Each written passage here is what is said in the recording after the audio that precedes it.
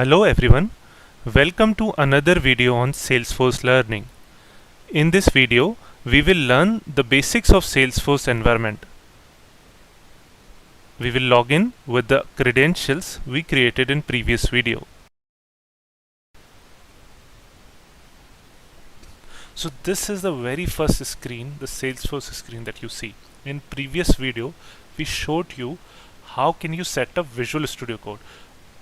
Over here we are showing you the actual Salesforce environment. So Visual Studio Code is an IDE from which you code in that Visual Studio Code and then further deploy in this environment. So this is the environment. So we have set up a developer environment. That means you can play around with this, and Salesforce provide us this free of cost. Now over here you can go to different tabs. You can go to setup, learn few things. So this is the account object, which is generally talked about in Salesforce. So that's a very basic things. You can go to accounts field. So account fields are account name, account number, account order. So these kinds of things you can find over here. This is this gear icon that you see. From here you can go to the setup section, and from setup you can go to various different settings, various different customization in Salesforce. You can go to Apex class. You can go to Apex class from here. So that is the one way to go to the Apex class from here. If I click on Apex classes, this will show me the list of Apex classes if there is any class in the environment. So currently there is no class in the environment. If I want to create a new class, I can create it from here also, or I can go to the developer console. So developer console, I can go it from here, or second way to go to the developer console is from the gear icon. So from here you can directly click on the developer console, and the developer console is nothing but a IDE which is provided by Salesforce company itself. So what happens is, why do we use Visual Studio Code if we already have developer console? So that might be the question. So to answer that thing, Visual Studio Code is necessary to avoid conflicts in the system. So over here in developer console, this is a shared environment. This is the cloud-based environment. And if I open any class, if I open any CLS file which is not yet created, so I'll create one first. So I'll go to file, I'll create a new, and then create a new Apex class. I'll write test apex.cls, or CLS can be added by the Salesforce itself. I'll just write test apex. And this is the first class that I have created. Now if you see this class in this particular developer console, this is a shared environment. So if developer 2 also logins to this system and does some code change, so let's say the other developer 2 writes down a method, public static, and then void, and then the first method.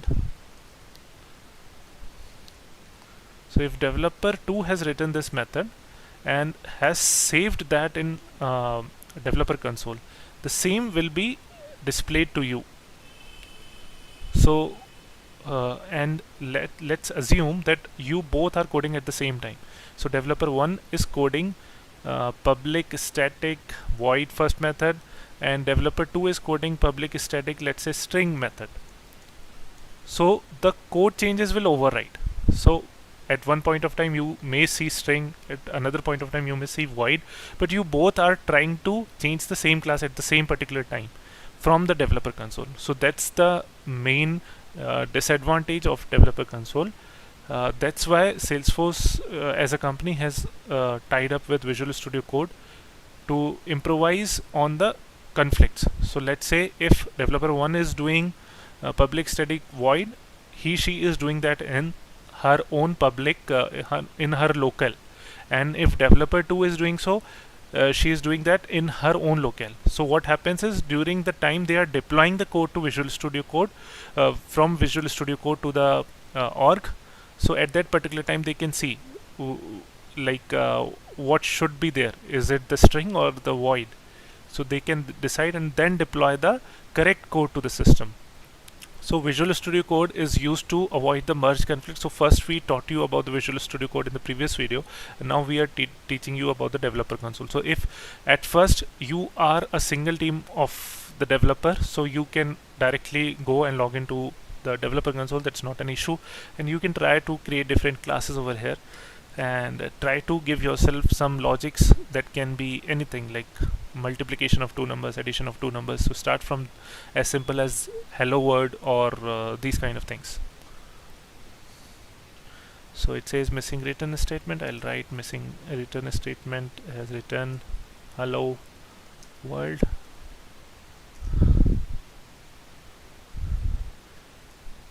Provide semicolon.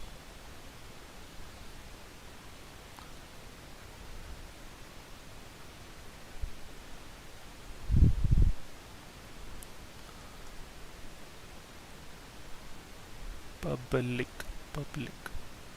spelling went wrong, so that was a spelling mistake. Now I corrected it out. This is public now. And now on the basic note, I was teaching you around how can we do and what can we do around the developer console. So developer console is one IDE that Salesforce provides us, though that's a shared environment. I have already told the disadvantage of it, but currently since I am the only single developer, I can use it, and I am demonstrating you something which is as basic as printing the hello world on the screen. So in order to print something on the screen, we use system.debug in Salesforce. System is a class and debug is a method. So I'll just write down my first print statement.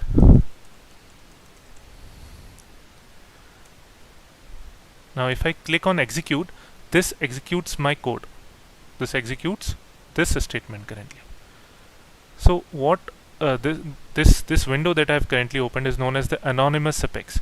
So anonymous apex is something that we use while having some script that we want to run.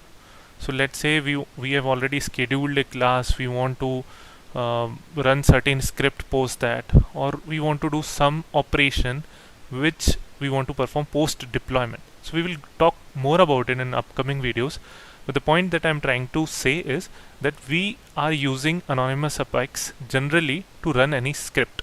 Currently we are using it to run a print statement on the screen. So system.debug and my first print statement. So if I click on execute, this will run this script and this will print something on the screen. I have clicked on open log. So if I click on open log, this will automatically open the log for me post I execute the script. So I'll click on execute. My logs are now open.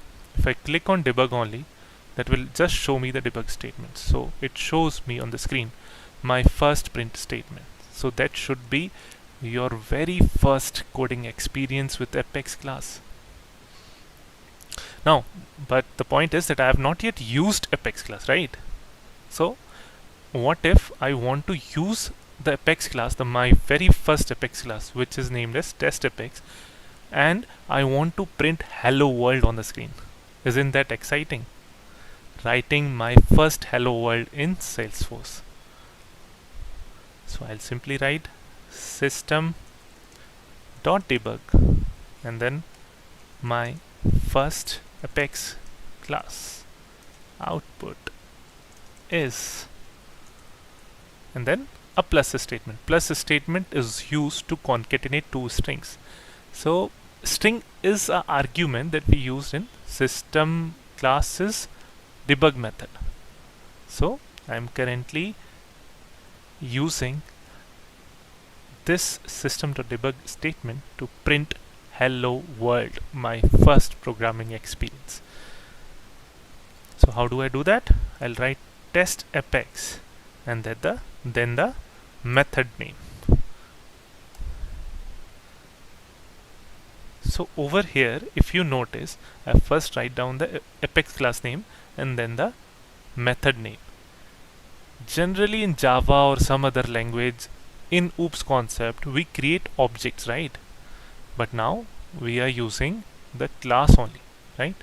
So if you would remember, in any programming language, there is a use of static keyword. I have currently used static in my method name. That means I can use the class name directly while referring to any method which is static in this particular class. So if I declare a method as a static, I can directly use that method with the class name. I need not to create any object. So over here, I'm now running the script again. And this prints hello world for me. My first Apex class output is hello world. So just to tell you the basics about it, the basics of Apex class, now you can do more of programming over here by opening up the developer console. So we will learn more. What more can we do in Salesforce? How can we use point and click tools? So just to give you just a fresher programming experience, I taught you about the developer console first, because that excites all of us, right? So we will learn more about it in the upcoming videos. Thank you and happy learning.